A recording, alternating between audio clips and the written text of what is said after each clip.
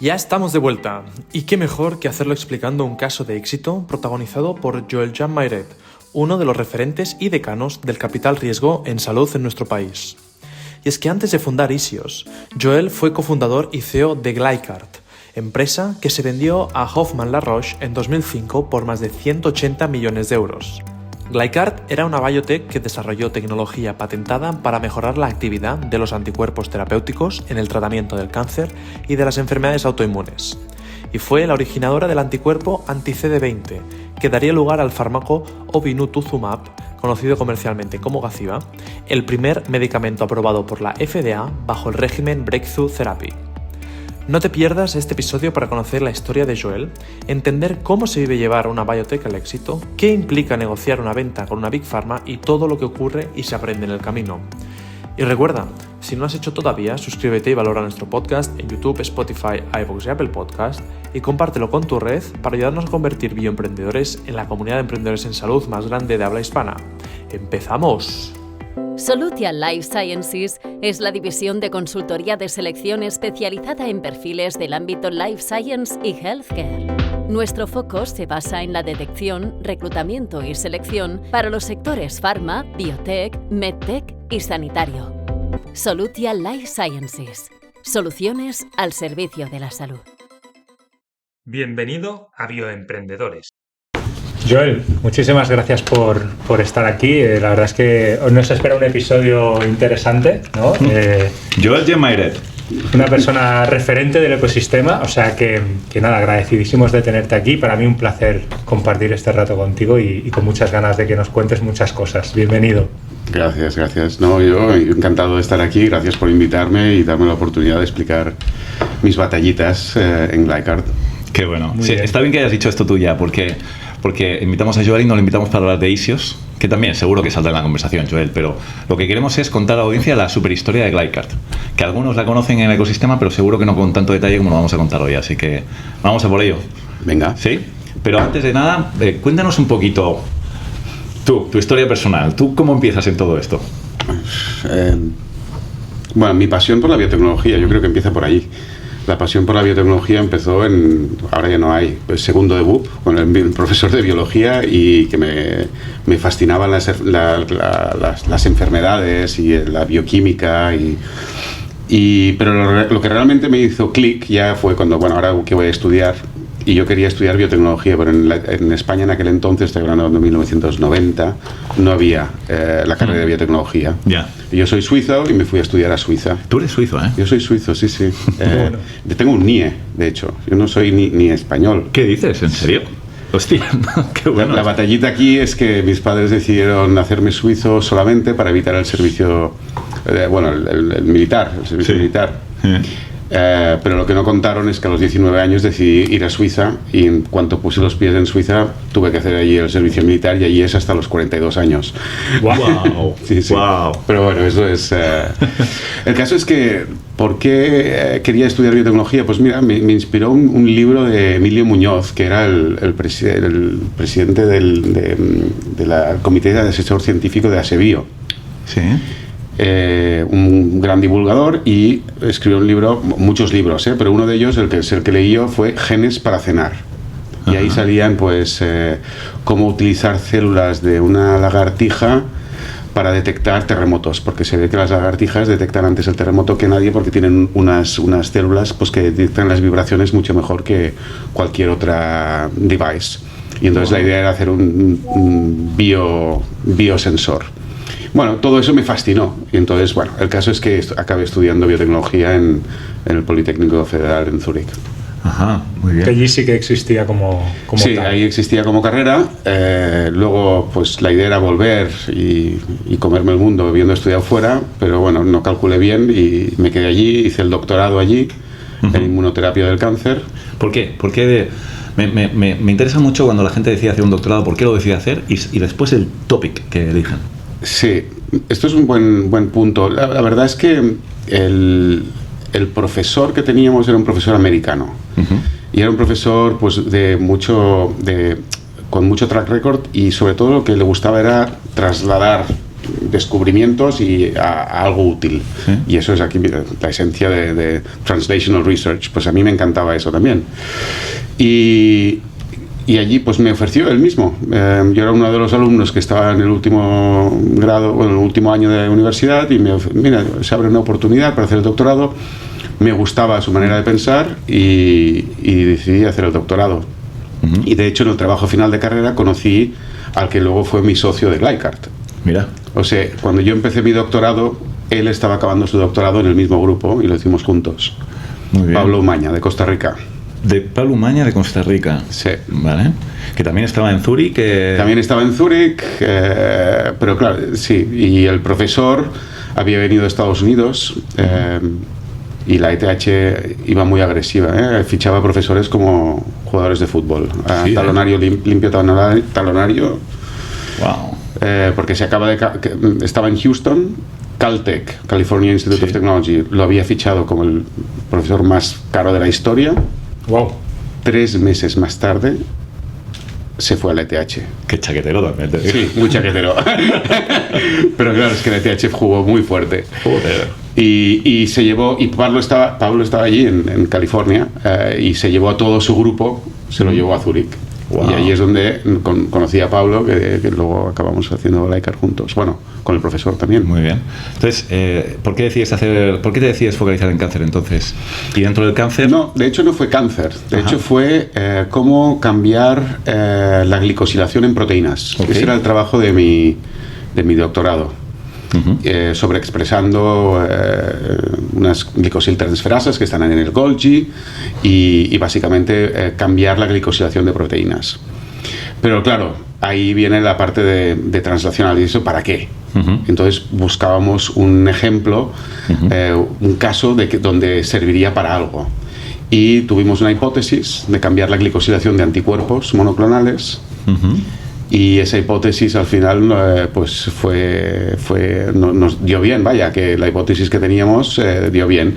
Y básicamente lo que hacíamos con esto es aumentar la potencia de la actividad de los anticuerpos en la región constante del anticuerpo. Con lo cual esto, hablando de modelos de negocio, era la región constante del anticuerpo, con lo cual tú cambias la región variable en función de la diana que quieres ir, pero la región constante la cambias con la glicosilación, con lo que habíamos descubierto. ¿Qué glicosilación quiere decir? ¿Que quitas azúcares? No, que cambias el tipo de azúcar y lo que haces es aumentar la afinidad de la región constante del anticuerpo con unos receptores del sistema inmunitario. Vale. Con lo cual lo que haces es básicamente aumentar la potencia de el antibody drug, ADCC, es el, joder, ahora se me va la Antibody Dependent Cellular Cytotoxicity, Okay. que es básicamente un mecanismo con el cual los anticuerpos abordan o atacan las células cancerígenas mediante células del sistema inmunitario. Vale. Es decir, hacen como de traductor. Oye, ataca esta célula. Se pegan a ella y a través de la región constante traen las células del sistema inmunitario. Qué chulo esto. Y esto era en la región constante del anticuerpo. Todos los anticuerpos IgG1 tienen la misma. Sí. Con lo cual era una plataforma. Tú cogías la diana que querías, le pones la región constante siempre la misma Sí. y glicosilada para que fuera más potente. O sea, que erais capaces. Era un modelo de licencia, o sea, decir, oye, tú me das tu diana, generas un anticuerpo, pero yo te lo mejoro cambiándolo con mi región constante, que es constante. Y claro, ese fue el inicio de Glycart. El inicio fue, oye, vamos a montar una empresa para explotar, exploit, ¿cómo se llama en castellano esto? Explotar, sí, no Sí, sé. para usar esta tecnología en modo de licencia, para que la gente nos coja licencias. Qué bueno. Pero nunca pensamos en desarrollar nuestros propios productos. El caso es que... Pero párate aquí porque esto me interesa muchísimo, ¿eh? O sea, descubrís una manera en el doctorado de potenciar a los anticuerpos Sí. para que el sistema inmune funcione mejor ante células tumorales, pero entiendo que esta mejora de los anticuerpos no solamente podría ser útil para cualquier tipo de cáncer, sino que podría ser útil también para otro tipo de antígenos, virus, bacterias o demás, o estaba muy enfocado para oncología. Estaba muy enfocado para oncología. Okay. En concreto es un receptor que hay en las natural killer cells, Vale. Y aumentabas la afinidad a ese receptor, Vale. 1000 veces. Hostia. Sí, Muy bien. La afinidad la aumentabas 1000 veces. Entonces estaba pensado para esto, para antibody dependent cellular cytotoxicity. Entonces, cuando validáis esta hipótesis, porque esta hipótesis la validáis cuando estáis haciendo el doctorado. Sí. O sea, ¿cuándo llega el momento de decir, esto hay que comercializarlo? ¿No? ¿Cuándo llega ese momento? Bueno, esto fue un proceso, porque ya empezábamos, como teníamos este profesor emprendedor, estábamos ya pensando, ostras, ¿y quién hace algo parecido? Claro. ¿Y qué empresas hacen algo parecido? Ya meterse en la uniqueness, en la diferenciación, en estos conceptos tan relevantes, ¿no?, cuando montas una empresa. Y tener un profesor que ya había hecho esto antes, pues nos ayudó mucho, la verdad. Pero yo creo que el catalizador fue que en ese momento, estamos hablando del año 2000, hubo un Business Plan Competition de toda Suiza, organizado por el Politécnico Federal en Zúrich, el ETH, y McKinsey. Wow. Segunda edición. Empezaron en el 98, inicialmente iban a hacerlo cada 2 años, entonces en el 2000 fue la segunda edición. Ahora ya llevan más de 20, 25 años haciéndolo. ¿Y en qué consistía eso? Consistía en redactar una business idea, 2-3 páginas, pasabas por un filtro de expertos. Si estabas dentro de los escogidos, te asignaban un asesor para que te ayudara a redactar un business plan. Pero tú eres un estudiante de doctorado que ni papa de científico. Claro. Alejado del negocio. Exacto, alejado del negocio, alejado de bases de datos, alejado de todo. Y te asignaban un asesor. Eso era la segunda fase. Escribías el business plan, y la tercera era los 10 mejores business plans lo presentaban a un jurado. ¿Pero qué jurado? Era una mesa como esta, quizás un poco más grande, y estaban 10, 12 CEOs de las blue chip suizas. Y estamos hablando del CEO de Novartis, el CEO de Roche, Wow. el CEO de VS, el CEO de Credit Suisse, el CEO de ABB, el CEO de Swisscom, en fin. Y todos estaban allí escuchando 10 pitches durante 10 minutos, que claro, dirás, bueno, está muy guay, pero esto dio mucha visibilidad, que esa era la idea. Entonces los tres primeros, los top 3, o de hecho los 10, tuvieron mucha visibilidad y quedamos terceros. Hostia, mira. Al final hicimos el business plan con un ex ejecutivo de Ciba-Geigy, que nos ayudó mucho, y al final dentro de las presentaciones quedamos terceros. Y nosotros en esa presentación de 10 minutos estábamos diciendo que podíamos hacer un producto de Roche, by the way, 1000 veces mejor. Delante del CEO de Roche. Y teníamos datos in vitro. ¿Cómo puedes reaccionar, no? Como CEO, es como esto puede ser mi tumba o puede ser algo interesante, ¿no? Sí, y entonces, bueno, el caso es que al final lo que hizo esto nos dio mucha visibilidad y pudimos levantar una ronda seed de 3 millones con el fondo corporativo de Novartis y un banco suizo que se llama Lombard Odier. En serio, encima lo levantáis con Novartis, el fondo corporativo de Novartis. Correcto. No fue bien, Luego tengo una historieta al respecto, tengo una historieta luego. Pero sí, lo levantamos con Novartis. El fondo corporativo de Novartis y con Lombard Odier. Y así empezamos. Pero no está nada mal empezar en los años finales de los 90, empezar Sí. con 3 millones de seed. La fundamos en el 2001, marzo del 2001. 2001. O sea, no está nada mal, ¿eh? ¿Había ecosistema ya allí en esta época? Estaba empezando. Yo diría que en aquella época era como Barcelona hace 10 años. O sea, llevamos un decalaje de unos 10 años. Pero ahora yo creo que incluso ahora hemos hecho una aceleración aquí, que estamos muy bien en el ecosistema. Pero bueno, estaba empezando, no era súper sofisticado. Vale. Ok, muy bien. Y yo defendí el doctorado un año más tarde, por cierto. Ah, sí. O sea, que la estabas fundando en aquel momento 3 millones cuando todavía estabas haciendo doctorado. Correcto.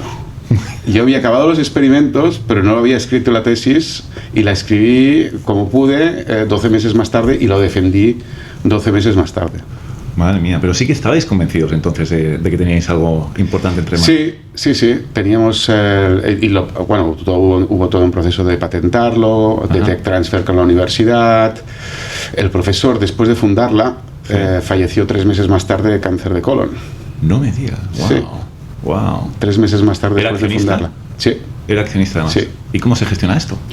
Bueno, su hijo heredó las acciones. Vale.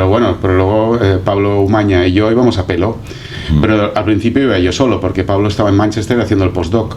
Ajá. En terapia génica, de hecho.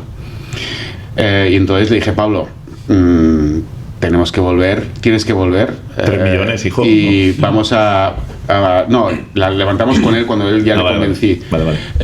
Tenemos que levantar esto y tienes que volver, y montamos la empresa juntos. Aquí está el business plan, que él me había ayudado también, desde la lejanía, a hacer el business plan.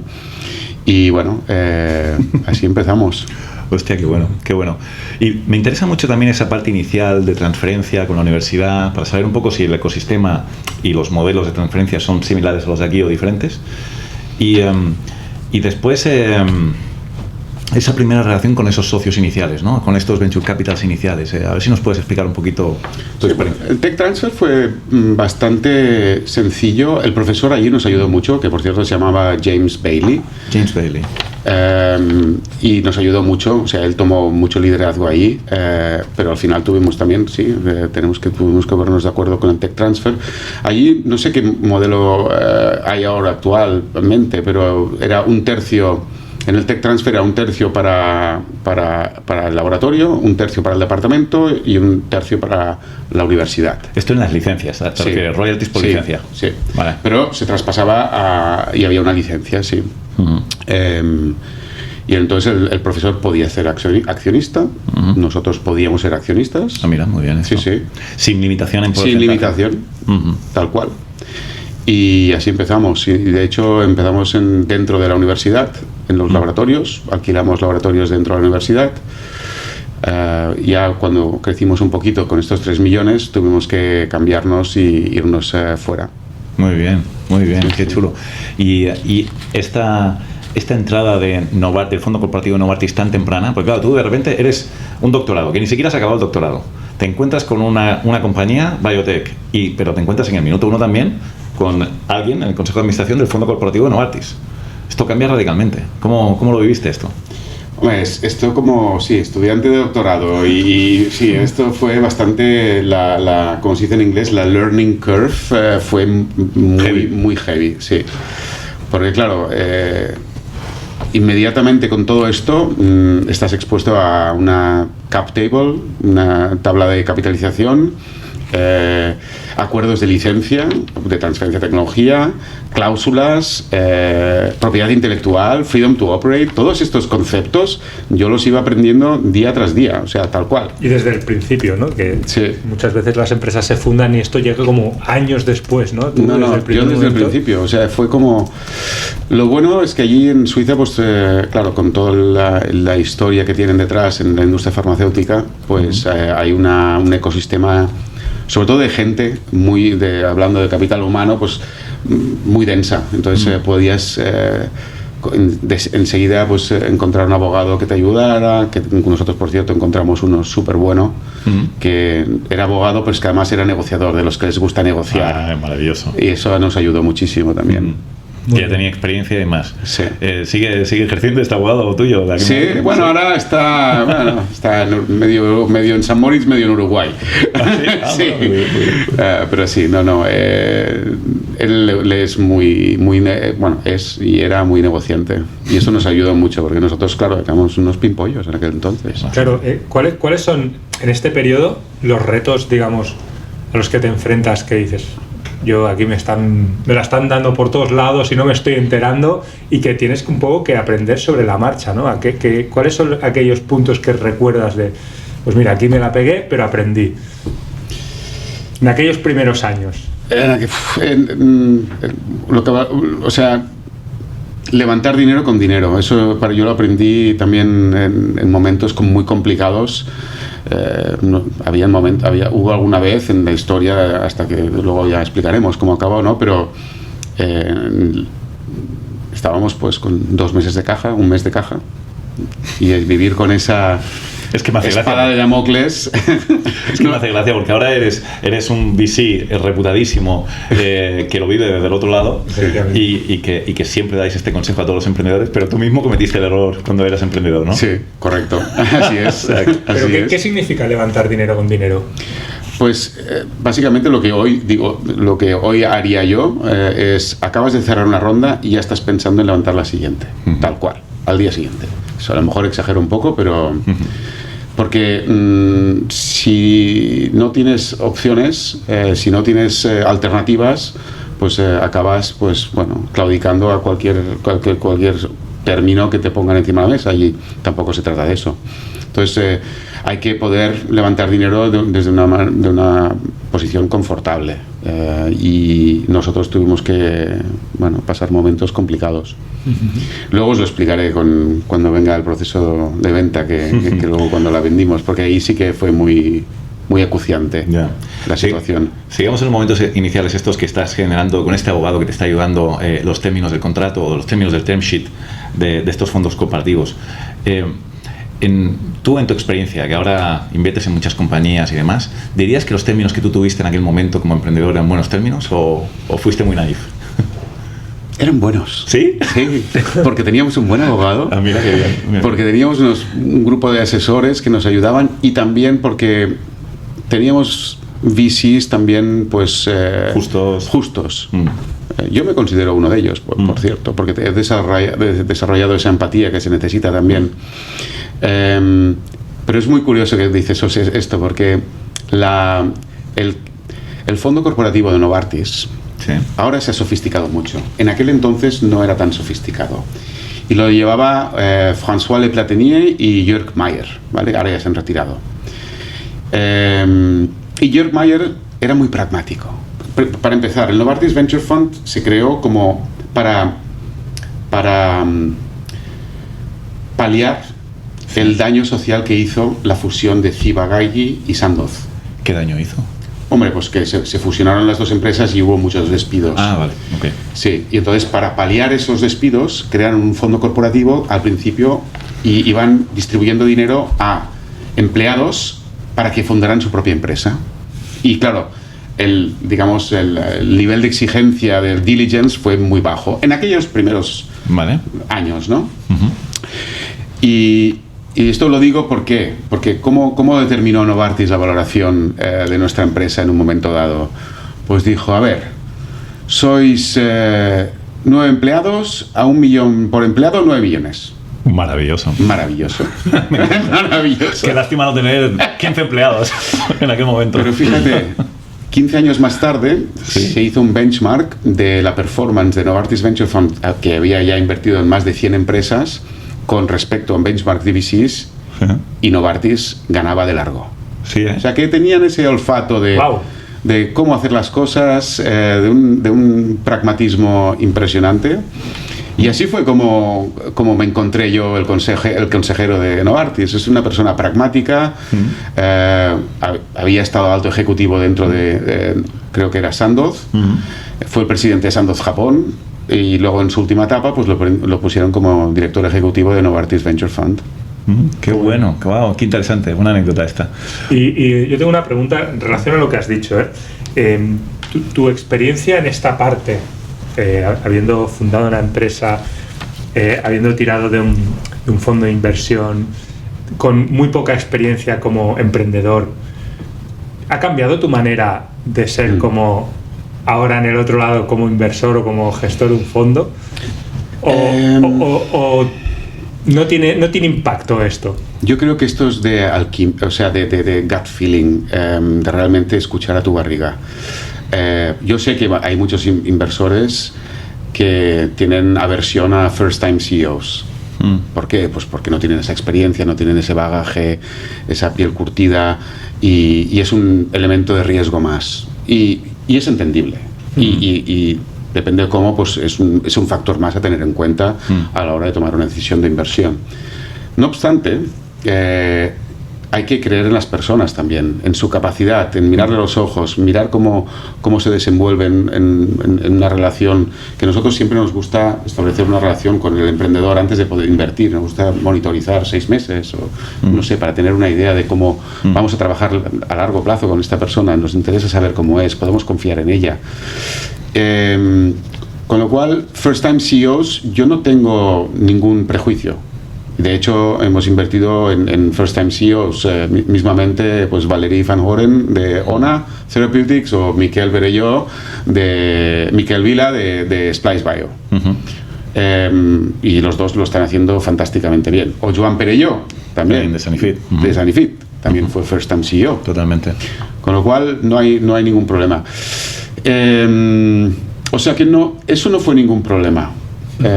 Porque esto depende de las personas y bueno, yo creo que pues me llevaba bien con ellos, confiaron en mí. El problema fue en la Serie A, porque hemos dicho que estos 3 millones fueron una seed round, que luego hubo una extensión, necesitamos 2 millones más, que nos hicieron un préstamo convertible, con lo cual la seed acabó diciendo 5, pero luego levantamos 18 millones en una Serie A de francos suizos. ¿Cuánto tiempo más tarde? 18 meses más tarde. Es que fue todo fue pam, pam, pam, pam. O sea, yo defendí el doctorado en julio de 2022, la Serie A la cerramos en noviembre del 23. ¿Y en qué momento estaba la compañía? O sea, ¿en qué punto estaba la tecnología? Entonces, estábamos haciendo... Claro, entonces nosotros, cuando en la Serie A... Bueno, en ese momento teníamos muchos datos, pero eran todos in vitro. No teníamos datos in vivo, teníamos datos in vitro. Lo que pasa es que teníamos mucho engineering detrás. Teníamos artículos publicados en Nature Biotech. Teníamos un IP bien hecho con un bufete de abogados americano. Bueno, todo eso estaba bien, pero en cuanto a datos teníamos pocos datos. Teníamos datos in vitro. Lo que pasa es que el mecanismo de acción de estos anticuerpos se conocía. Antibody Dependent Cellular Cytotoxicity, esto ya se conocía. Lo que estábamos haciendo, en definitiva, era potenciarlo. Entonces... claro, en la Serie A íbamos con datos in vitro, no fuimos con más. ¡Wow! Es que hoy en día fuimos con más. Escucha, ahora mismo te está escuchando todos los emprendedores que tienen datos in vitro se están cagando en ti. Pero bueno. Pero ahí sí surgió el tema de tener cabello gris, tener experiencia, tener la piel curtida, porque en la Serie A yo hice la seed en marzo del 2001, 3 millones. 12 meses más tarde un convertible, el 22. Y el 23 ya estaba levantando 18 millones para la Serie A. Cogimos a una persona pues que tenía cabello gris, que había sido profesor de Harvard, que había sido CEO de una empresa biotech que la había sacado a bolsa, había sido el jefe global de Business Development de Merck, no voy a nombrar su nombre, pero básicamente esta persona la cogimos. Y yo la cogimos, creo que fue principios del 2023. ¿Pero por qué la cogisteis? Porque precisamente la gente nos iba a decir, oye, si quieres levantar una ronda de 18 millones con datos in vitro, por muy bueno que sea la tecnología, no habiendo prácticamente hace 6 meses habiendo defendido el doctorado, be my guest, pero te vas a estrellar. El cromo. Entonces necesitabas a alguien que aportara un poco de aplomo, experiencia, credibilidad, etcétera. Bueno, cogimos a esta persona a principios del 23 y yo ya en verano veía que esto no iba bien. Que no iba bien. Y ya estábamos en diligence con Hilde. Wow. Y recuerdo en agosto de vacaciones llamar a Hilde Healthcare y era Edwin de Graaf y le digo, Edwin, ya sé que esta persona es crítica para vosotros, os da confort y bueno, y lo entiendo, pero que sepáis que lo vamos a echar. Hostia. Antes de que cerraran la operación y emitieran la carta de intenciones, que la recibimos en septiembre. Wow. Vaya gestión de la crisis esta, ¿eh? ¿Por qué hice eso? Sí. Porque no podía más. Y además lo hice en contra de todos los asesores que teníamos, que nos decían, oye, ya lo echaremos después, cierra la ronda, Claro. que es clave, que son 18 millones que van a entrar, y luego ya tomamos las medidas que hagan falta. Pero yo no podía más. Y además no podía engañar a mis incoming investors, que se encontraran el marrón 2 meses más tarde de entrar. Y me armé de valor y hice la disclosure. Y lo echamos. Toma.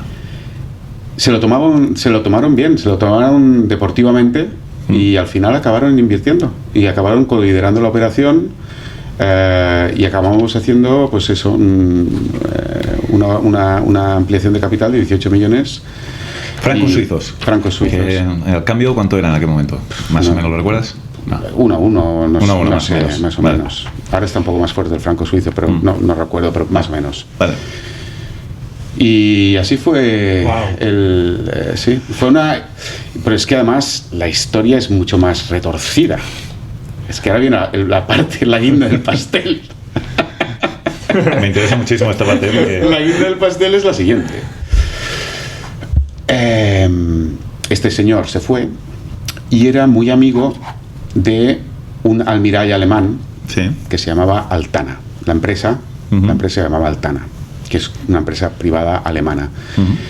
Y quería, entonces, este que echamos convenció a la propiedad de Altana de crear una unidad de oncología. Y como primer paso de la creación de esa unidad de oncología, comprarían Glycard. Y él se pondría el gorro de CEO. Wow, quería hacer un Creación de Steve ¿eh? Jobs. Sí, volver de nuevo. Efectivamente. ¿Vale? Y eso es lo que ocurrió. Ocurrió que nosotros cerramos la Serie A en noviembre del 2023 Sí. y en noviembre del 2024 recibimos una carta de intenciones, una term sheet de Altana para comprarnos. Wow, estoy alucinando. ¿Qué ocurrió entonces? Como teníamos inversores ya on board profesionales, inmediatamente llamamos a 8 bancos de inversión, UBS, Credit Suisse, Fortis, Lehman Brothers, que vino Fred Frank, voló de Estados Unidos para... Bueno, 8 bancos de inversión se prepararon y nos hicieron el pitch para a ver si que escogiéramos el banco que nos iba a ayudar en el proceso. Al final cogimos ABN AMRO, y mientras tanto nosotros estábamos gestionando la carta de intenciones que nos había llegado. Y le dijimos a este señor, oye, vamos a hacer un proceso, ¿eh? Y claro, como él se pensaba que éramos unos pimpollitos que acabamos de salir de hacer el doctorado, pues oye, se tomaron su tiempo, lo cual nos fue de perlas. Porque claro, esto nos permitió educar a todas las otras empresas con el banco de inversión, contactar pues a Roche, Novartis, Genzyme, Johnson & Johnson, que fueron contactadas, Amgen. Wow, o sea, no retiraron su oferta, hicieron una oferta, no la retiraron y esperaron a que... No esperaron. Ellos iban haciendo, sí. Nosotros tal, se tomaron su tiempo. Vale. Claro, nosotros tuvimos que reaccionar muy rápido, ¿eh? Ya. Hasta el punto, claro, tenéis que imaginar que en esa época no habían data rooms digitales. Y teníamos pues folders, pues carpetas y carpetas dentro de la empresa, pero claro, si te venían 2 empresas a la vez a hacer due diligence, tuvimos que duplicar todas las carpetas y unas ponerlas en el aeropuerto y otras en nuestras de esto para tener 2 due diligence en paralelo. Bueno, no, es que fue un teatro que no te puedes imaginar. Qué bueno. Porque no, era todo en papel. Con lo cual, pues eso nos permitió pues ganar tiempo y poner al día, poner a todas las empresas más o menos al mismo nivel de conocimiento y en el proceso. A todo esto nos estábamos quedando sin dinero, lo que hablábamos antes. Ya, pero claro, esto es antes de la serie, antes de los... No, esto es después de la serie. O sea, te estás quedando sino 18 millones de Frank Confusion. Entonces, para aquí un momentito, porque ya llevas 23 millones llevas y te los estás gastando súper rápido. Explícanos un poco qué es lo que estáis haciendo en aquel momento y por qué el dinero salía tan rápido por la puerta. Vale. Tuvimos que poner unos laboratorios de unos 1.500 metros cuadrados, comprar pues eso, laminar flows, mucho CAPEX. Laboratorio propio, no había collabs. Fuimos nosotros, además nos fuimos, a las Steve Jobs que me mencionabas antes, o sea, encima de un garaje, de un Euromaster, Además los techos eran altísimos porque ponen las ruedas así, eran 4 metros de techo, fantástico. Y cogimos un Euromaster encima, todo diáfano, y ahí hicimos laboratorios, nuestros laboratorios. Yo tenía que ir a medir, a ver la distancia entre bench y bench en el laboratorio de la universidad para saber cómo iba a poner yo los Sí. o sea, todo esto lo hice yo, básicamente. Y además encontramos un landlord que nos dio un préstamo sin garantías de 2 millones para hacer toda esta inversión antes también.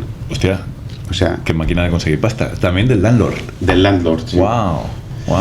Bueno, el caso, entonces, ¿qué ocurrió? ¿Por dónde iba? Que ahora me parece No, toda la pasta que te estás gastando. ¿Dónde De momento te ¿Por dónde queda, salía el dinero? de momento te quedan 22 millones y medio por gastar. Una cosa que no he mencionado antes, y esto siempre lo decía, que es una cosa importante. Tú, claro, si tú cogimos gente del Instituto de Biotecnología, porque tanto Pablo como yo sabíamos quién era un buen biólogo molecular, un postdoc, un PI súper bueno, pues le hicimos una oferta. O sea, nosotros éramos los pimpollos del Instituto de Biotecnología que habíamos hecho en nuestra propia empresa, y íbamos cogiendo a los PIs y poniéndolos en el payroll de Glycart con el dinero que habíamos captado, claro, porque sabíamos quién era bueno en el instituto. Y era gente pues que tenía a lo mejor 15 años más que nosotros, o 20. Yeah. Pero nos siguieron, dejaron su postdoc o su PI y entraron a Glycart. Qué bueno. Wow. Sí, sí. Y eso fue un factor clave de éxito. ¿Sabes por qué? Porque no introducimos el factor de, ostras, ¿te saldrá bien este recruitment? Porque no los conocíamos tan bien. Claro. Ya estaba hecho el proceso. Los conocíamos tan bien que nadie se nos fue. Entonces, que eso fue un factor muy, muy, muy relevante. ¿Y cómo los convencíais? Es decir, ¿por qué los convencíais? Porque luego también las mentalidades, hay un factor ahí de seguridad y de... Sí, los científicos son muy conservadores. Exacto. Pues eso fue, Arte. la capacidad de convencer, de ilusionar. Y la chequera. Sí, hombre, ¿no? les pagábamos bien, claro. Pero la capacidad de ilusionar, de convencer, habíamos salido en las noticias porque habíamos ganado el premio. Todo ayudaba, ¿no? Y para mí fue muy, muy importante esto, porque si no, el factor, ¿sabes?, de incertidumbre, esto me saldrá bien o no. Totalmente. Me interesa saber por qué te hartaste del señor de pelo gris. Porque nos has contado que llegó un momento que te hartaste y lo despides, pero muchos de nosotros... Estaba mirando acciones todo el día en la bolsa. ¿Sí? En lugar de trabajar. Sí. Se toca los huevos. Se tocaba los huevos. Pero esto es interesante lo que dices. Eso por un lado. Y por otro, ¿sí? Eso también me dolió mucho, porque estábamos negociando con una empresa para hacer un acuerdo de licencia, y él estaba empecinado en licenciar nuestro programa, que no he hablado de los programas, y luego lo hablamos, pero en licenciar nuestro programa principal a una empresa americana. Y de cualquier manera. De cualquier manera. Ya. Pero hasta el punto de, estábamos en una sala de reuniones, digo, oye, hacemos un receso, tengo que hablar tenemos que hablar internamente. Lo sacaba de esto, pero no, ¿qué haces? No. Discutiendo. Ya. ¿Hay algún conflicto de intereses? Es que... No hacía caso, era no dirigible, ¿no? No hacía caso, tampoco vivía el proyecto como nosotros, y al final dije, no, esto no va a funcionar. Pero esto es muy interesante que lo digas, además tú, ¿eh? Porque nosotros muchas veces nos hemos reído de lo que llamamos cromos, que nos pide muchas veces el Venture Capital que incorporemos a determinado perfil porque es un cromo. Y Joan Perelló, en su podcast, no sé si lo has escuchado, dice estrellas del firmamento, ¿no? Y muchas veces sale mal. Sin embargo, a pesar de que muchas veces sale mal, y tú mismo lo viste en carne propia, se sigue siendo como un tema muy importante incorporar a ese cromo en las compañías en etapas muy iniciales, cuando realmente el valor que pueden aportar no es tan diferencial en esa etapa tan inicial, ¿no? Yo esto, fíjate, con el tiempo se puede, no me gusta utilizar la palabra solucionar, porque no se trata de solucionar, pero se puede llegar a una zona de confort un poco más razonable con un chairman o un chairperson que tenga un poquito de función ejecutiva, complementado con un board que sea un poco hands-on, con independientes, esto al final te ayuda a gestionar un first time CEO o básicamente a suplir esa percepción que el equipo es muy junior. Pues bien. Bueno, se puede suplir así. Muy bien, muy bien. Bueno, tomaste la decisión valiente, además lo hiciste transparentemente con estas personas, acabaron invirtiendo. Y nos comentaba... Y el mismo que echamos catalizó la venta. O sea, Qué bien salió. Doble check. Qué bien salió, madre mía. Si lo Pero sabes, también creo que ese movimiento, no sé si tú compartes o no, pero desde fuera lo que se ve es que también lanza un mensaje. Cuando tú en el momento en el que lo ejecutas, también tu figura queda reforzada porque estás lanzando un mensaje muy claro. Puede salir bien o mal, pero es aquí mando yo. sí, más que nada de mandar o tener las cosas muy claras y ser transparente y así también, obviamente tuve que explicarlo de una manera convincente, ¿no? Claro. Pero justamente lo abordé de esa manera. Digo, mira, te voy a ser muy transparente, no me gusta que engañaros, no quiero que invirtáis y que luego 2 meses más tarde sepáis esto. Esta es una decisión que vamos a tomar ahora, antes de la ronda, que lo sepáis. Y así se lo tomaron. Pues fantástico, salió súper bien. Sí, podría haber salido mal, también. Podría haber salido mal. Podría haber. Bueno, y vale, estábamos entonces en esa serie B. Decías también que nos contaría los programas. Cuéntanos un poquito los programas y... Sí, claro. Una cosa es relevante del valor añadido de capital riesgo. Nosotros cuando empezamos, y el business plan era un modelo de negocio de licencia. Básicamente teníamos una plataforma tecnológica que se podía aplicar en una multitud de productos contra diferentes dianas en cualquier tipo de cáncer. Pues oye, vamos a sacarle jugo, ¿no? Pero cuando vinieron los VCs, le dieron la vuelta a esto y dijeron, product is king. Donde está el valor es en el producto, no en la tecnología. Increíble. Ahora se le ha dado la vuelta otra vez a este tema, ¿no? Sí, bueno, yo no soy ni blanco ni negro. A mí me gusta una cosa así, que hayan las dos cosas. Pero en este caso... Bueno, ya llevaban razón. Entonces, ¿qué hicimos? Cogimos una diana clínicamente validada, el CD20, que era al cual la diana que Roche tenía un producto estrella que se llamaba Maptera, contra un CD20, una diana CD20 para enfermedades hematológicas o oncohematológicas. Y básicamente cogimos uno que estuviera fuera de patente contra un CD20. Pero como nosotros podíamos cambiar la glicosilación, teníamos Composition of Matter, una patente de producto, porque cambiábamos la glicosilación. Cogíamos la región variable al CD20, que luego la acabamos mejorando con un poco más nosotros, pero inicialmente era off-patent. La humanizamos, todo esto, y al final pues teníamos nuestro propio producto con nuestra propiedad intelectual. Y luego hicimos un segundo programa contra otra diana validada, que era el Epidermal Growth Factor Receptor, el EGFR, y teníamos dos programas también. Cogimos una región variable que ya no estuviera patentada y creamos nuestra nueva molécula con propiedad intelectual nuestra, sin depender de propiedad intelectual de terceros. Y esto, lo que fue el click para Roche es el CD20. El CD20 nuevo que teníamos nosotros con mejor eficacia y que estábamos demostrando in vitro que funcionaba 1000 veces mejor que el de Roche en el mercado. Esto fue una cosa, pero antes me preguntabais, y esto fue la fuerza motriz de la adquisición. De hecho, cuando adquirieron, luego publicaron en los annual reviews, o sea, en annual reports, tienen que en las cuentas auditadas, pues tienen que asignar un valor. Y asignaron creo que fue el 75% del valor al primer programa, el 20% o el 15% al segundo programa y el 10% a la tecnología. Hostia. El 75% al primer programa.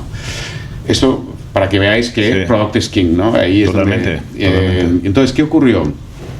Porque tampoco nadie paga, porque al final nos compraron por 235 millones de francos cash a la firma, sin earnout. Y de esa molécula solo teníamos datos in vitro. Empezábamos a tener algún modelo animal, pero la clave fue que para demostrar, eso fue la clave, para demostrar que la tecnología funcionaba como plataforma. Cogimos un anticuerpo que estaba en el mercado y tuvimos la gran suerte de encontrar un grupo de investigación inglés que tenía acceso, por motivos históricos, a la línea celular que producía ese producto. Entonces, cogimos esa línea celular, le cambiamos hicimos el engineering para cambiar la glicosilación, y ese producto tenía una vida media en el cuerpo de 48 horas. ¿Qué hicimos? Y en aquel entonces en Inglaterra se podían hacer investigator-led trials, o sea, estudios clínicos un poco, entre comillas, de estar por casa. Sí, que no había que pagar muchísimo por ello. Sí, y la regulación era también muy laxa. Entonces, ¿qué hicimos? Con ese anticuerpo que estaba en el mercado, producimos la misma versión glicosilada, cambiando la glicosilación. Y como tenía la vida media tan corta, inyectamos el anticuerpo en el mercado, en el paciente con leucemia.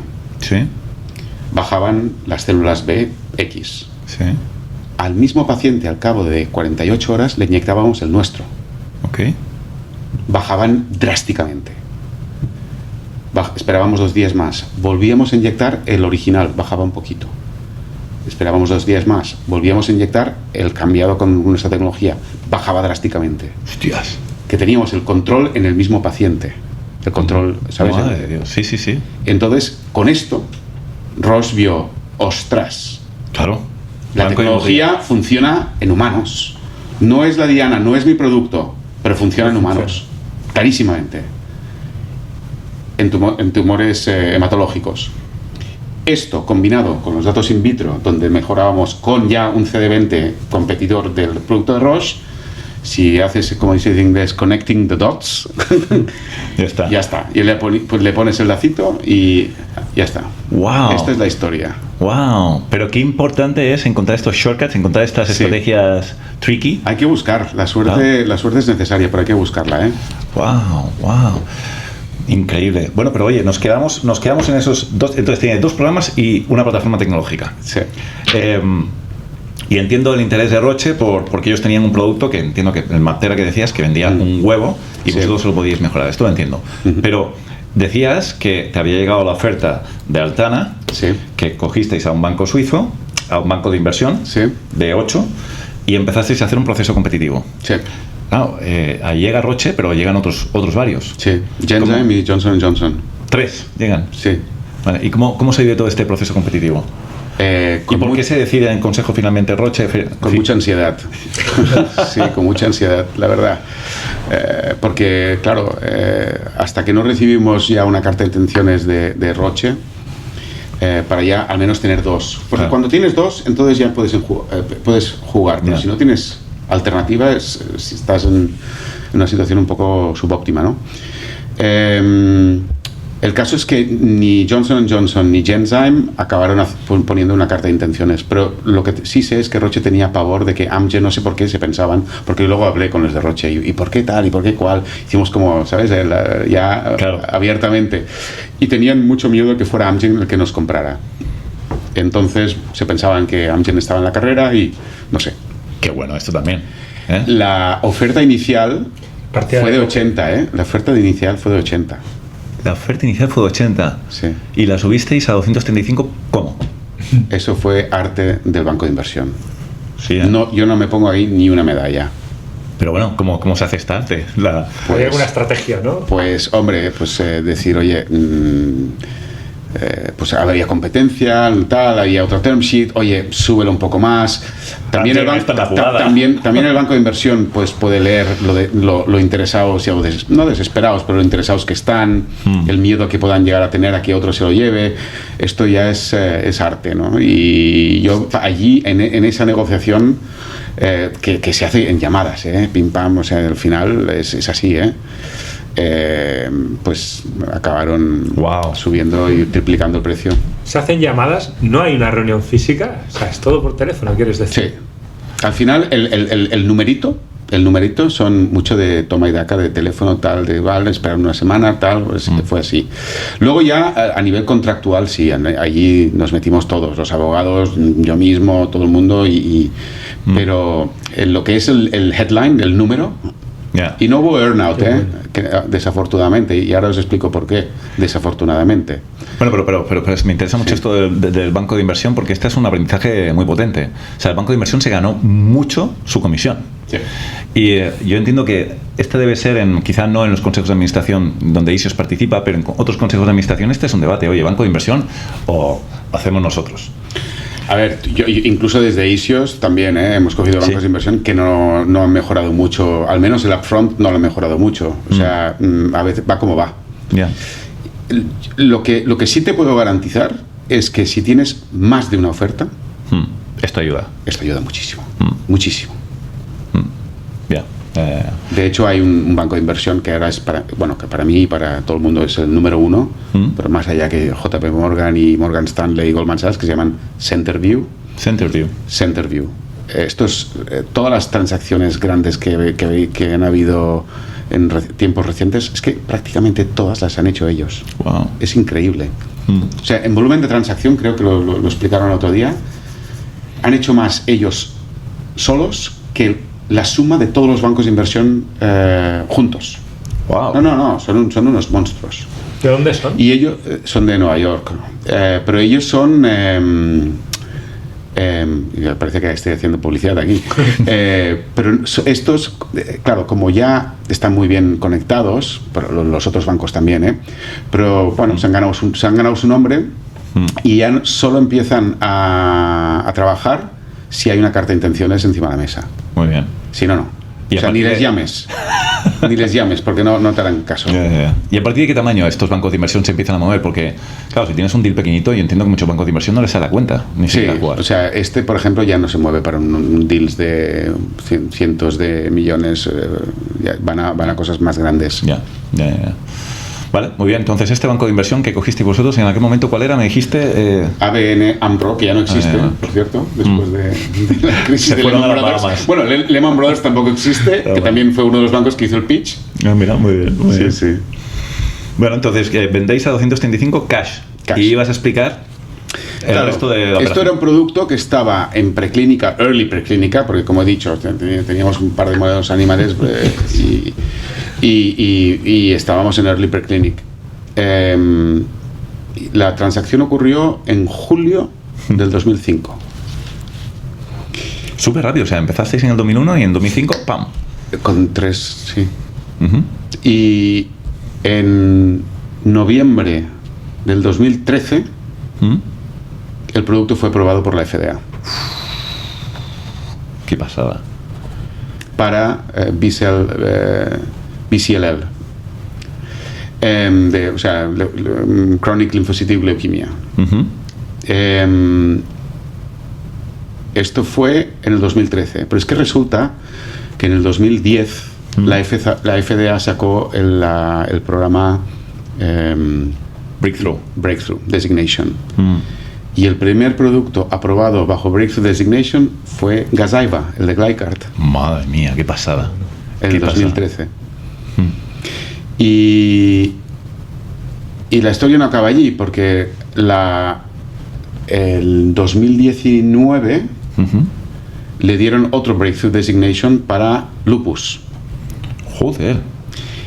La misma molécula. La misma molécula para lupus, porque lo que haces es hacer deplete las células B. Este era el primer programa todo el rato, ¿eh? ¿Hablamos? Sí, el primer programa, el CD20. Vale. El producto se llama Gazyva, ¿vale? Y en Europa se llama Gazyvaro, pero bueno, en el resto del mundo se llama Gazyva.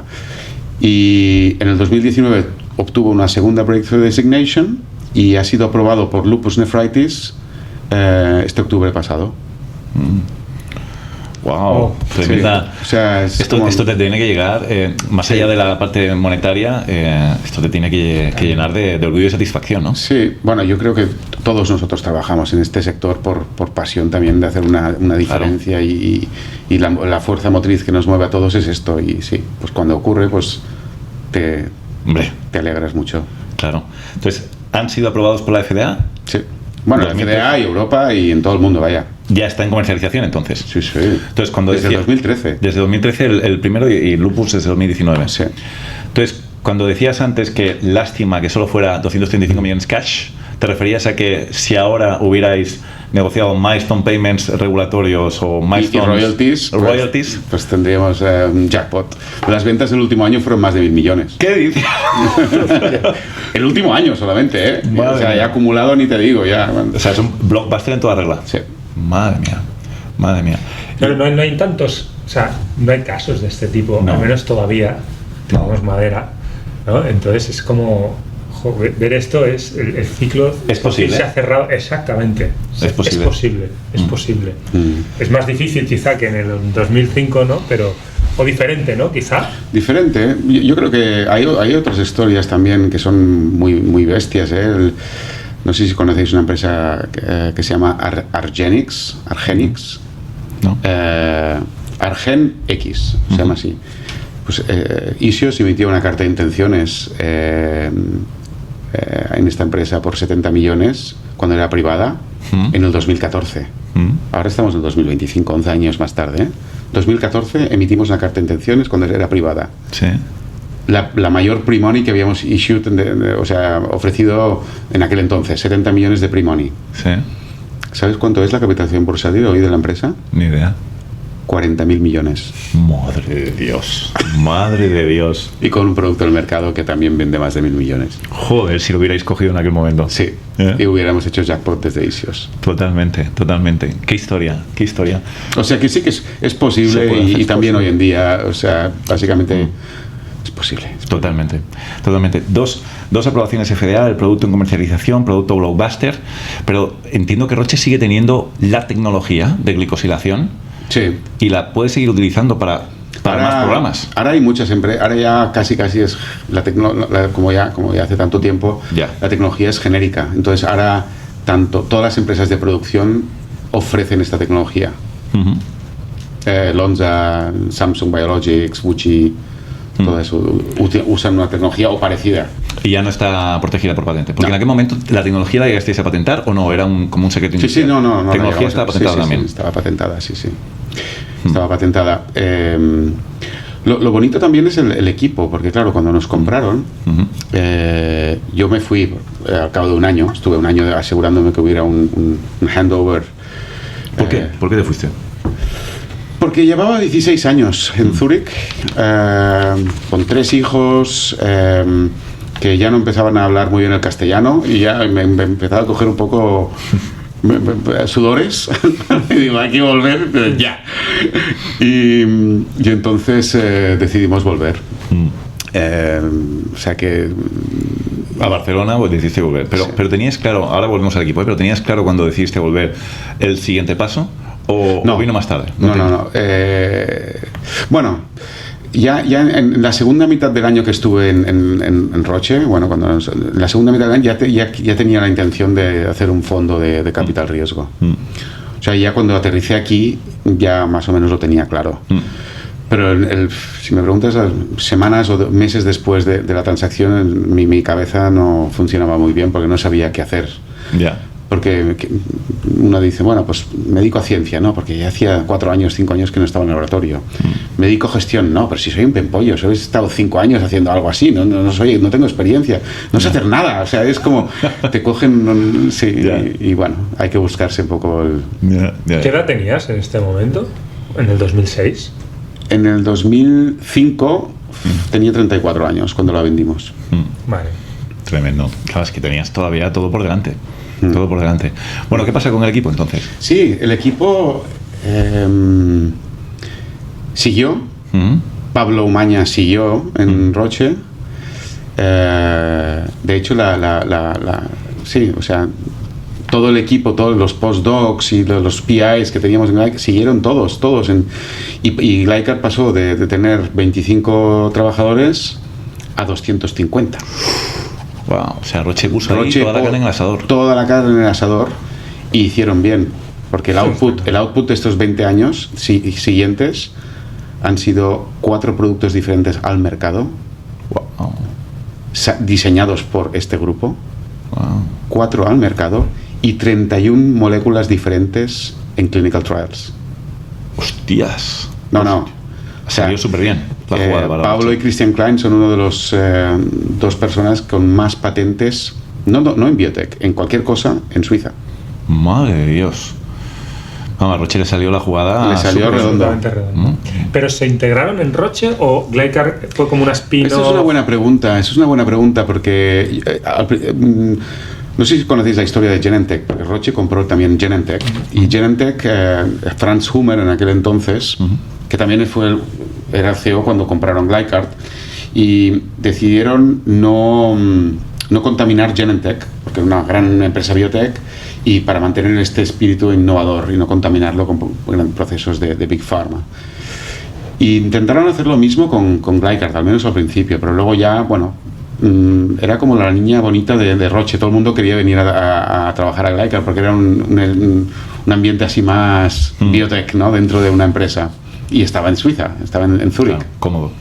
Muy cómodo. Entonces, pero sí, la mantuvieron al principio aislada, ¿no? Sin contaminarla tanto como... sin integrarla mucho, vaya. Tiene sentido. Porque por aquí han pasado dos emprendedores que también han sido, sus compañías han sido adquiridas por multinacionales, por Big Pharma, o incluso por Medium Size Pharma, y los cuentos de pesadilla son horribles, Algunos tienen buenas historias, pero muchas veces cuesta mucho esta integración, este cambio cultural, este cambio de hacer las cosas, estas velocidades tan lentas, ¿no? Esto ahí Roche la verdad es que lo gestionó muy bien porque mantuvo el edificio, bueno, lo hicieron un edificio nuevo, tiraron el Euromaster que había en el piso abajo fue al suelo y montaron un mini rascacielos de 12 plantas para acomodar estos 250 y no lo contaminaron. La gente quería ir dentro de Roche cuando hay, si sale una oportunidad me muevo dentro de la empresa, pero me voy a Glycard. Y esto lo hicieron muy bien, la verdad, lo hicieron muy bien. Incluso las decisiones, pues claro, una vez compras esto y tienes que ampliar los programas, invertir en más clinical trials y demás, las decisiones ya no las toma Pablo y tú, ¿no? Tiene que subir en algún escalafón más arriba dentro de la organización. Sí. Esto cuando sube no se convertía en eterno. ¿Era ágil también? Sí, era relativamente ágil porque Pablo había presentado el board de Roche. Wow. O sea, sí, o sea, al final... Acceso directo. Y tenía acceso al CEO, no reportaba al CEO, pero tenía acceso y en ciertas cosas pues había momentos donde tuvo que presentar al board. O sea que sí, no... Qué bueno. Bueno, era un Discovery Engine y lo hicieron muy bien. Entonces cuando ves que algo funciona muy bien, pues lo riegas más, ¿no? Totalmente. Sí. Joder. Bueno, y cómo ha acabado, porque la historia no ha acabado tan bien, porque ahora recientemente Roche, ahora con todo el tema este de la obesidad, pues ha quitado el pie del acelerador en oncología, porque Roche tradicionalmente era el número 1 en oncología en el mundo. Y ahora se están yendo a otras áreas terapéuticas, poniendo más prioridad, y Glycard ya lo han empezado a desmantelar. Anda. Pero hemos hecho un Glycard 2.0. Ajá. Y esto está aún bajo el agua, pero se avecinan noticias. Se avecinan noticias el año que viene, sí. Oh, qué chulo esto. Suena bien. Sí. Veo un cierre de círculo en esto que acabas de decir. Muy bien, muy interesante. Vamos a contar un poquito lo que pasa después, ¿no? Esto se integra en Roche y sigue todo el camino que nos has explicado, pero después tu vida, ¿cómo llega a todo esto de Isios? Por tocarlo un poco. Bueno, de hecho, el catalizador de meterme en Venture fue Hilde. ¿Ah, sí? Bueno, esto no lo he dicho, pero hicieron un retorno de... ¿Cuánto fue? 7 veces el capital invertido en 18 meses. ¡Hostia! No está nada mal. Cuando las cosas te salen bien, quieres repetir. Entonces, cuando decidí volver a España, Gilde tenía un inversor en uno de sus fondos, también español, y entonces me dijo, oye, ¿por qué no hacemos un fondo en España? Y empezamos la casa por el tejado en lugar por el basement, o sea, en lugar de los cimientos. Y todas las bueno, iba todo bien, pero no bien hasta el punto que bueno, ya entre nosotros cómo nos arreglamos, y no nos pusimos de acuerdo. Y entonces dije, bueno, pues lo voy a hacer solo. Entonces conocí a Cristina Garmendia, a Julia Salaverría, y así empezó. Pero no lo des por sabido, pues es verdad que mucha gente del ecosistema lo sabrá, la historia inicial de Isios, pero hay mucha otra que no. Entonces es muy interesante conocer estos primeros pasos de Isios, ¿no? Sí, pues entonces cuando corté pera, o sea, corté las negociaciones con Hilde, lo que me fui a los inversores que yo había sondeado junto con Hilde para contarles, oye, lo que os conté sí, pero yo solo. Esto lo veríais factible. Y fui a 2 inversores de referencia y los 2 me dijeron, no lo descartamos, pero hay otra señora que quiere hacer lo mismo. Y esa señora resultaba ser Cristina Garmendia. Y entonces cuando recibo este feedback de 2 fuentes diferentes, pues digo, bueno, pues habrá que conocerla. En aquel momento Cristina Garmendia, ¿dónde estaba? Estaba en Genetrix, ¿sí? Y era la presidenta de Sevilla. Correcto. Todavía no estaba metida en el gobierno. Y en la patronal, porque estaba estaba dentro de la patronal, sí, la COE, Sí. la COE, no sé, Sí. como presidenta de Asevío. Vale. Y entonces ella estaba ahí. Entonces digo, bueno, pues vamos a hacer un fundraising con Cristina y con Julia. ¿Y qué ocurrió? Que cuando ya teníamos todo a punto de lanzar, 3 meses antes, bueno, ocurrieron varias cosas. Una es, en el verano del 2008, Sí. antes del verano nos fuimos, ya tenemos el fondo prácticamente levantado, nos fuimos de vacaciones de verano y de repente Lehman, se levanta todo y ¡pam! Y Lehman quebró 3 semanas más tarde del primer cierre de nuestro primer fondo. Madre mía. Si hubiéramos esperado un mes, Ya, no existiría Isios, te lo garantizo. Wow. Madre No mía. existiría. O sea que el timing también siempre es. Pero es que además, 3 meses antes, Cristina recibió una llamada del presidente del gobierno y para ser ministra de Ciencia e Innovación. Sí, sí. Y Wow. entonces, claro, me llama un día y me dice, oye, pasa esto. ¿Me han ofrecido esto? Voy a decir que sí. Hombre. Y yo, madre mía, bueno, pues tendremos que ir a hablar con todos los inversores otra vez. Claro, ¿qué implicaba esto? Y todo, efectivamente? claro, implicaba pues que un socio que iba a ser relevante, un socio relevante no iba a estar. Porque había incompatibilidad, no podía estar en aquel momento. No. De ninguna manera. De ninguna manera. Con lo cual, ella iba a estar, pero iba a desaparecer 3 o 4 años. Y los inversores al final pues también se los tomaron deportivamente y acabaron comprometiendo y acabamos lanzando el fondo, pero también fue un hipo. Ya. Un ejercicio de comunicación importante por tu también, parte y por la parte del equipo. Wow. Una pregunta. Es muy random, pero ¿y si te hubieran ofrecido a ti eso? ¿Hubieras dejado de lado Isios? Yo no. ¿Por? No por simplemente porque no creo que para eso no sirvo yo. Entonces y me apasiona lo que hago y ¿Y si Isios, por seguir con estas preguntas random, ¿y si Isios no se hubiera formado por culpa de esto de Lehman Brothers que decías y el mes y tal? ¿Qué plan B tenías en aquel momento? ¿O qué otras cosas se te habían pasado por la cabeza? Estudiar medicina. ¿En serio, Lo digo en serio. Qué bueno esto. ¿Es una tarea pendiente que tienes y que a lo mejor algún día retomarás o ya la has abandonado por completo? Ya le he abandonado, pero me fascina la medicina y yo hubiera sido de los de médico de hospital, de estar en el ajo, sí. Investigador médico, sí, me apasiona. Wow. Mira, yo he de confesar que tengo las mismas ganas. Yo quiero estudiar medicina algún día, a lo mejor cuando me jubile, pero nunca para ejercer. Es siempre por el placer de aprender. Pero ejercer, estar en la batalla, durísimo. Sí. ¿Tú tenías ganas? Mira. Sí, bueno, me atrae mucho. Yo en la segunda vida sí, pues a lo mejor sí que sería médico de...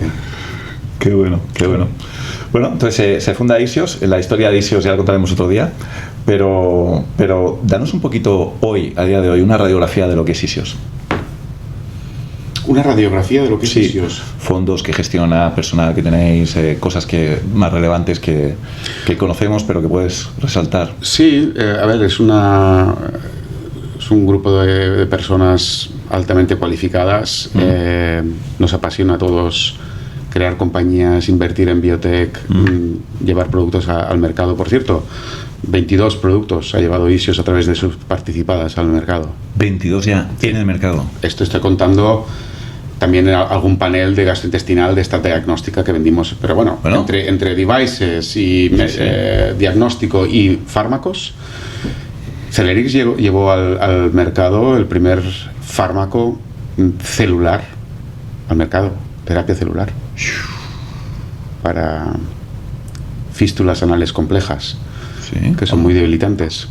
El primer virus oncolítico que llegó al mercado, también fuimos inversores nosotros. Fue un virus oncolítico de una empresa americana que se llama BioVex.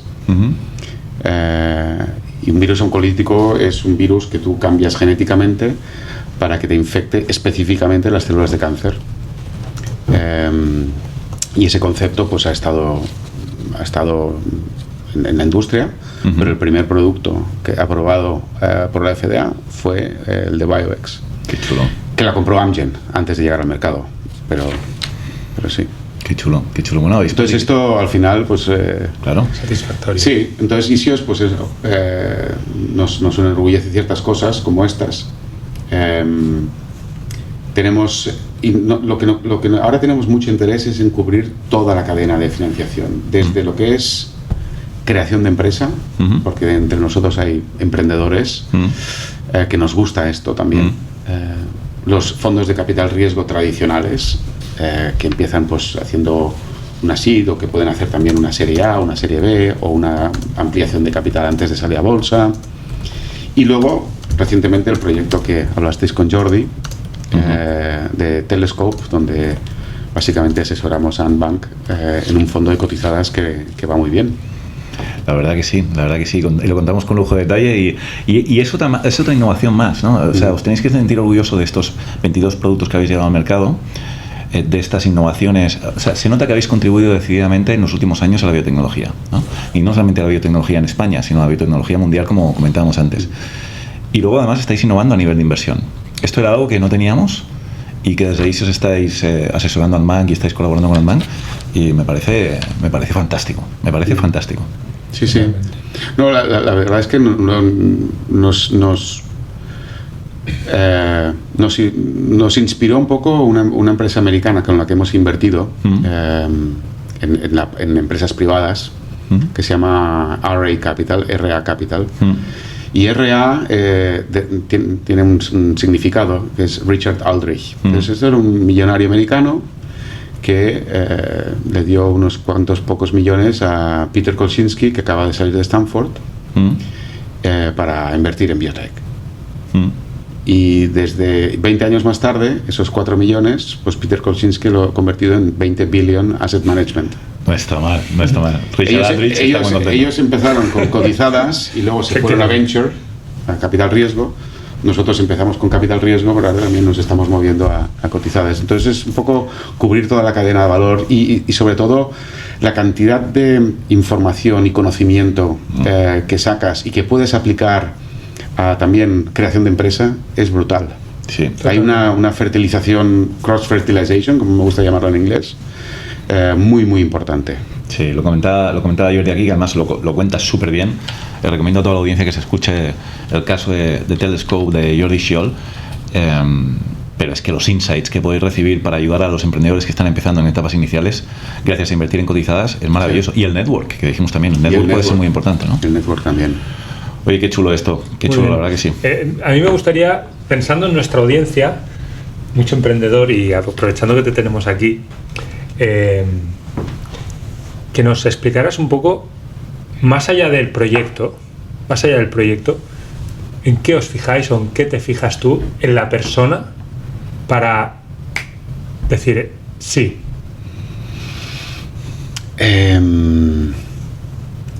La pasión es algo que tenemos que ver, el compromiso, la pasión. Esta pregunta depende que me la hagas, depende de cuándo. O sea, si en la primera reunión o 6 meses más tarde, como decía, porque nos gusta establecer una relación, ¿no?, con los emprendedores. Pero la primera impresión siempre es muy importante. Y esa pasión, ese brillo en los ojos, esa exhaustividad también cuando se explican las cosas, que no sean muy superficiales, sino que realmente notes que sabe de lo que está hablando, Bueno, estos son rasgos muy relevantes que consideramos en la primera reunión. Esto nos ha pasado alguna vez muy claramente. No sé si habéis entrevistado a Jordi Carrera. No. Pues lo tenéis que entrevistar. No, vamos, desde luego, ya sabes cómo es Jordi, pero sí. Yo te ayudaré.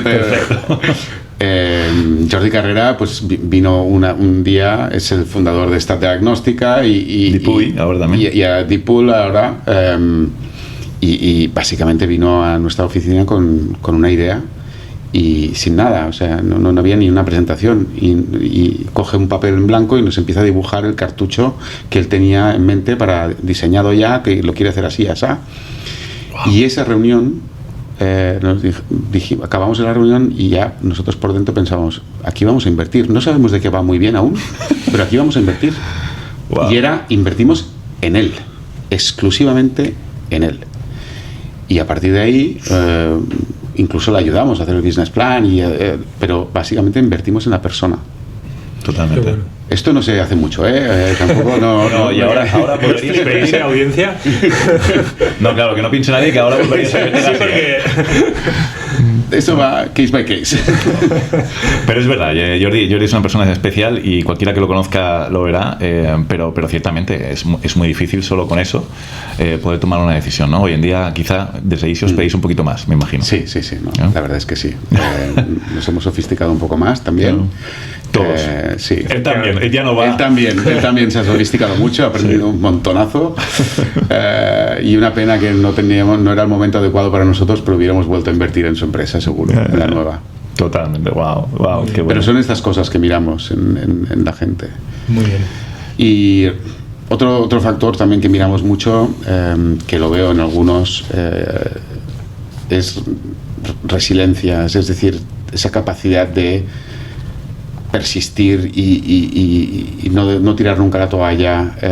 Esa fuerza también es muy importante. Porque esto no es surfear una ola constantemente. Hay baches, hay problemas, hay que solucionarlos, hay que utilizar el consejo. Bueno, y a mí me gusta mucho también interactuar con los emprendedores y con los CEOs de empresas, sobre todo cuando son inversiones así tempranas. Siempre digo una cosa, es, mira, cuando haya una mala noticia me lo dices inmediatamente. Cuando haya una buena, gestiónala, úsala cuando te parezca, porque como será buena, nadie te va a reprochar porque no me lo has dicho antes. Qué buena esta. Sí. Qué buena. Gestiona las noticias buenas, ahora las malas lo antes posible, porque el consejo no está para echar broncas ni nada, está para solucionar también. Entonces, cuanto antes se sepan las malas noticias, mejor, porque así hay más margen. Este es un consejo maravilloso, porque hay muchísimo emprendedor que empieza que esconde un poquito las cosas, sí, que las edulcora demasiado. Oye, sí, aquí no estás para vender, coño, que estamos aquí para ayudarte, ¿no? Totalmente. Y antes algo que comentabas fuera de micro, creo que no lo has comentado, decías, la idea que yo tenía de modelo de negocio contra la que luego los inversores nos pusieron sobre la mesa, ¿no? Como tuve que lidiar con esto, ¿no? Sí, lo del product is king, ¿no? Vale, exactamente. Primero la tecnología y luego se fueron a producto. Esto también es muy habitual, ¿no? Porque al final muchas veces te enamoras tanto de algo, de tu idea o de que es muy difícil sacar de ahí y decir, bueno, sí. Cuidado. Y de hecho a veces entras también en conversaciones con emprendedores que te vienen con un plan, y lo que nos pasaba, ahora ya no tanto, ¿sabes lo que nos pasaba mucho a menudo antes? Y es, venía un emprendedor con un plan y dices, ostras, esta tecnología o este producto me encanta, tal, pero están levantando 2-3 millones, cuando en realidad tendrían que estar levantando 10 o 15. Y le preguntabas, oye, ¿y esto? ¿Pero por qué no levantas 10 o 15 para llegar a este punto que te permitirá ir con una historia nueva, mucho más fortalecida al mercado, cuando ya hayas conseguido esto y esto y esto con estos 10 millones? No, es que no, eso no, esto no lo vamos a conseguir levantar. Y eso se lo creía. Y eso yo creo que es un error. Porque un proyecto lo explicas mucho mejor cuando estás plenamente convencido. Y lo explicas peor cuando va cojo. cuando no explicas todo con pasión.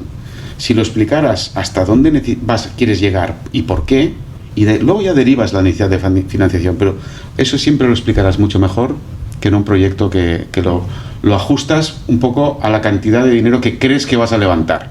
Así no se levanta una ronda. Buen punto también.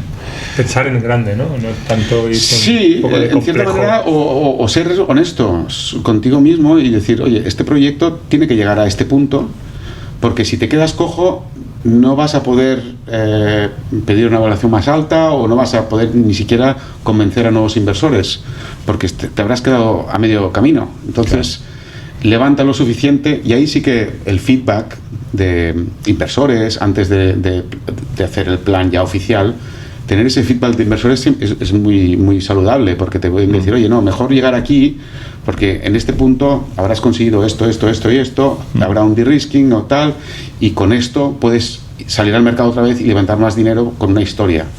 ¿Y esto ya no pasa tanto? ¿Dices? Esto ya no pasa tanto. No, es bueno saberlo. Antes pasaba muchísimo, ahora ya no pasa tanto. Yo, de hecho, he escuchado a muchísimos emprendedores salir de reuniones de ISIOS. Claro, nosotros hablamos entre nosotros, igual que vosotros entre vosotros, ¿no? Salir de reuniones de ISIOS y decirme, me han dicho que tengo que levantar más dinero. ¿Ah, sí? O sea, que este feedback lo habrás dado 50.000 veces. Sí. Así que, vamos, muy interesante. Pero es verdad, porque al final, cuando haces esta ronda de 2 millones, porque crees que es lo que vas a levantar, todo lo ajustas a esos 2 millones. Los salarios que vas a pagar a los empleados, los proveedores, CROs que escoges, también escoge CROs de 3 al cuarto para poder llegar a donde quieres llegar, y al final todo lo acabas haciendo mediocre, ¿no? Los tiempos, sí. Los tiempos también. No es así. Y luego hay que contar que todo va más lento de lo que uno cree. Esto también. Esto también. Hay una afirmación que te quiero hacer en relación a un poco lo que respiramos muchas veces, o cuando hablo con emprendedores, a ver qué opinas tú. Y es, el Venture Capital está un poco sobrevalorado últimamente como único método de financiación para proyectos. ¿Qué me dirías tú sobre esto? Depende mucho de lo que quieres hacer. Y esto también es un tema recurrente. El Venture Capital no está pensado para tener un upside, o sea, una plusvalía pequeña. Buscan plusvalías grandes. Entonces, si tú buscas plusvalías grandes, tiene que ser un proyecto muy ambicioso desde, o un potencial de mercado grande, etcétera, etcétera. Si tú vas a hacer una empresa de servicios que es absolutamente viable, loable, y rentable, incluso. Rentable, sí, puedes ponerle todos los adjetivos buenos que te imagines. Lo que pasa que ahí el capital riesgo no es el vehículo adecuado para financiar este tipo de empresa. Capital riesgo necesita un upside muy significativo. Entonces, una empresa de servicios incluso creciendo con 2 dígitos de crecimiento por año, no es suficiente.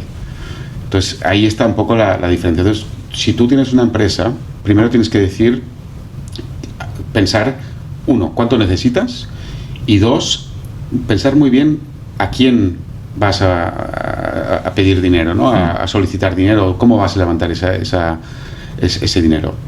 Y ahí hay diferentes vehículos, desde Venture Debt hasta capital riesgo, préstamo bancario, Business Angels. Hay diferentes tipos de stakeholders que puedes considerar.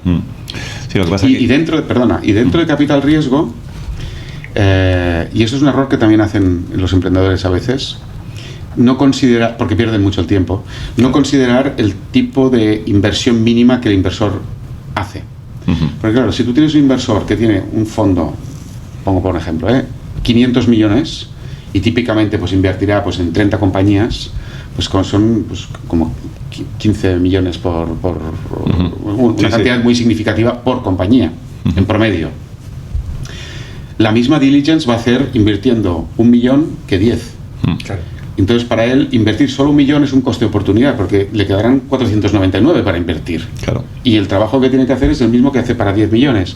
Con lo cual, a ese inversor, si buscas una ronda de 1 dígito, no vayas, porque vas a perder el tiempo.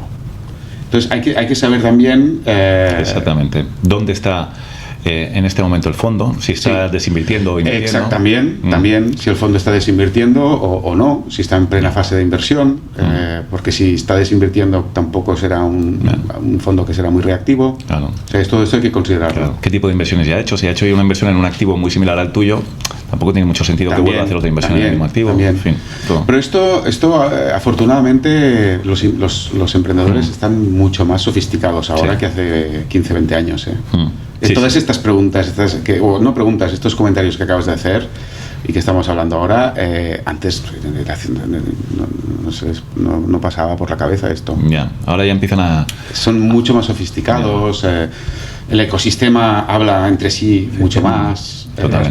Hay más conocimiento en general. Hay podcasts, entonces aprenden. Hay podcasts. Muy bien, muy bien. Perfecto. Oye, vamos a, si te parece, a entrar en la parte final. Podríamos hablar aquí contigo, Joel, horas y horas y horas y horas.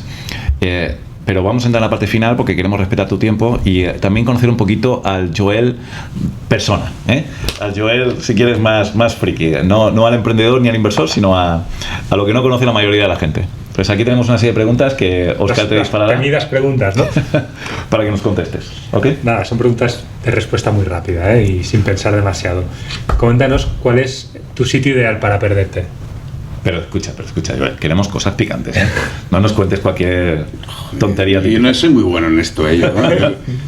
El sitio ideal para perderme. Sí.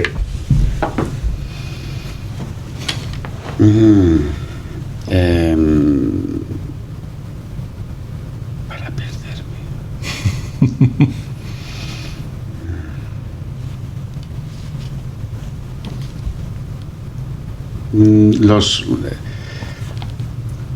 Los mercadillos, los barrios así del Old Town de Londres. Ah, mira, muy bien, ¿ves? Tiendas pequeñitas. Muy bien. Ya se te empieza a dar la respuesta. Tiendas de barrio muy pequeñitas con cosas así que no se ven. Que no se ven en el mass market, ¿no? Vale, ¿una afición o vicio confesable? Confesable, un vicio confesable. Sí, porque si es no confesable, ten cuidado. Ten cuidado. A mí me gusta mucho comer. Pero bueno, esto es un clásico, ¿no? Bueno, no estoy siendo muy original. Bueno, hay de todo, sí, hay de todo. El deporte suele ser muy, muy recurrente también. Me sorprende mucho el nivel, la correlación que hay entre emprendedores. No hemos invitado a muchos inversores, pero yo diría que inversores también, entre emprendedores y deportistas es súper alta, y nos llama mucho la atención esto, ¿no? ¿Y una subcorrelación entre el baloncesto y los emprendedores? También hay bastante baloncesto entre los que han venido por aquí. Sí, nos ha llamado la atención. A mí me gustaba mucho el baloncesto hasta que me hice mayor. Entonces, Pero mira. ¿Pero llegaste a jugar? Sí, llegué a jugar. Además, me gustaba jugar de pivot, aunque mido 1,73. Hostia, te gustaba la guerra, el barro. Charles Barkley, un estilo. Sí, saltaba mucho, brincaba bastante. Mira, pues mira, se cumple la correlación otra vez. ¿Ves? Esto hay que estudiarlo. Esto sí, es motivo de estudio. ¿Comida favorita? O una de tus comidas, porque si te gusta mucho comer, seguro que tienes varias. Sí, tengo muchas. La que te apetecería comer ahora. Pues una salsa asiática que hacemos con cilantro, con puerros hervidos. La salsa. La salsa y luego los puerros hervidos mojados en los puerros salsa. Con cilantro, me gusta mucho el cilantro. Como un calçot asiático o algo así. Sí, algo así. Muy bien esto. ¿Te sabes el nombre de esto? No, no lo había escuchado nunca. Pero me lo apunto. Perfecto. ¿Un referente vital o profesional? Un referente.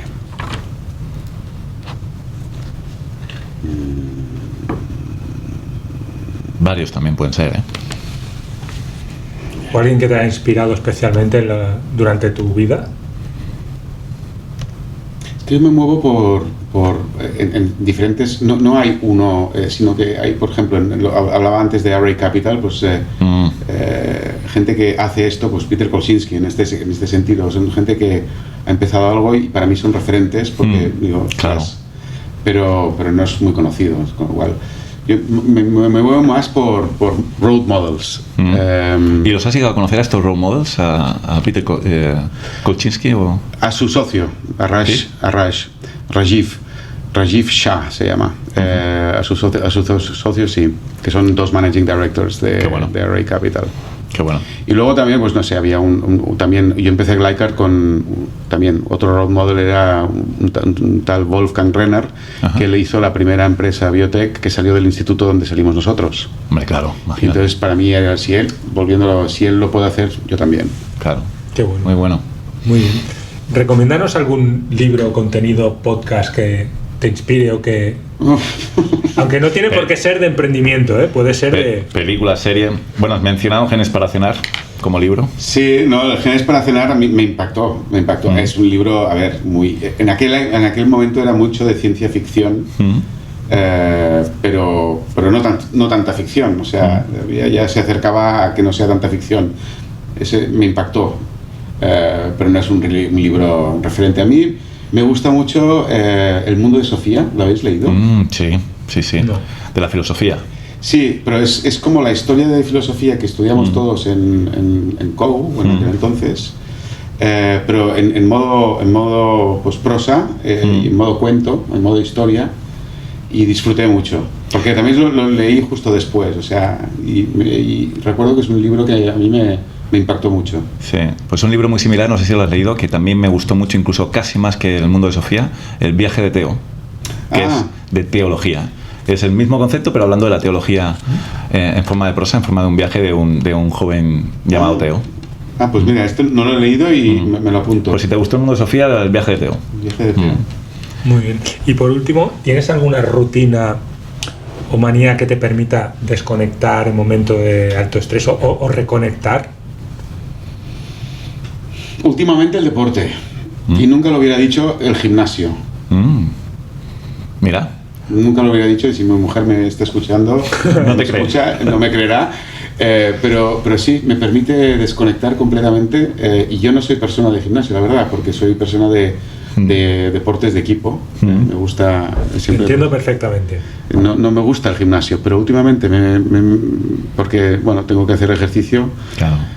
Y bueno, y voy al gimnasio y eso me permite, pues eso, desconectar. Muy bien. Pues hasta aquí el test temido. Un placer, un auténtico casazo. Rosendo, estarás de acuerdo, ¿no? Joder, no, bueno, hombre, Joel, ya teníamos muchísimas ganas de que vinieras desde hacía mucho tiempo. Lo habíamos intentado, habíamos tenido algún problemilla, finalmente lo hemos conseguido. He de decir que Joel enseguida dijo que sí, que esto también te lo agradezco, para ayudar a que otros puedan escuchar la historia de Glycart y sentir que ellos también son capaces de hacerlo, ¿no? Sí, desde luego. Y a mí siempre esto me ha gustado. Qué bueno. Yo me siento, obviamente ahora me dedico al capital riesgo, pero soy un emprendedor. Pues sí, totalmente. Además, Isios es un emprendimiento también. Es un emprendimiento. Oye, pues el mejor de los éxitos en todas las etapas que vienen ahora, y ya nos contarás cuando cierres el círculo, ya volverás y nos contarás qué quiere decir esto. Sí, ya os lo contaré. Muy bien. Muchas gracias. Muchas gracias.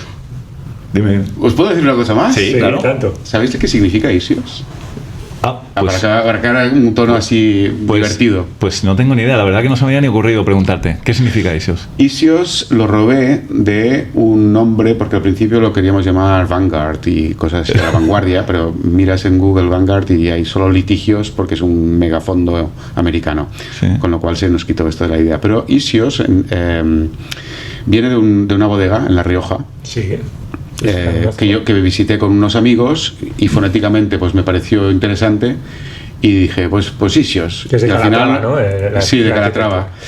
Pero luego buscamos un significado, que lo más increíble hubiera sido pues el dios de la innovación en griego, entonces ya sería guau. Pero resulta que no, y no encontramos ningún significado, ninguno. No. Nada, cero. Pero bueno, los americanos siempre ponen acrónimos. Ajá. Y encontramos uno que encaja bastante bien con capital riesgo, que es Your success is our strength. ¡Hostias! Wow. ¡Qué bueno esto! ¿A qué mola? Mola un montón. O sea, ¿qué mola? O sea, Mola es un montón, un pero storytelling brutal. Pero ahora mola menos porque me has dicho que es una bodega. y al principio poníamos el tagline y todo, luego ya la quitamos, ¿no? Your success is our strength. Qué bueno. Pero lo más gracioso de todo es que hace un par de semanas me encontré también un americano. Ajá. Y además VC, Y me dice, y le conté esta historia. Me dice, ostras, qué guay, qué curioso y tal. Pero me dice, bueno, pero también podría ser your shit is our shit. Que también es capital riesgo. Es decir, cuando salen más las cosas, nosotros también estamos ahí para ayudar.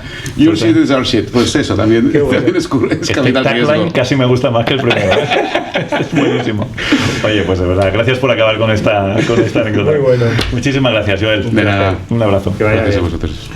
Bioemprendedores, un podcast dirigido por Rosendo Garganta y producido por Marc Sastra.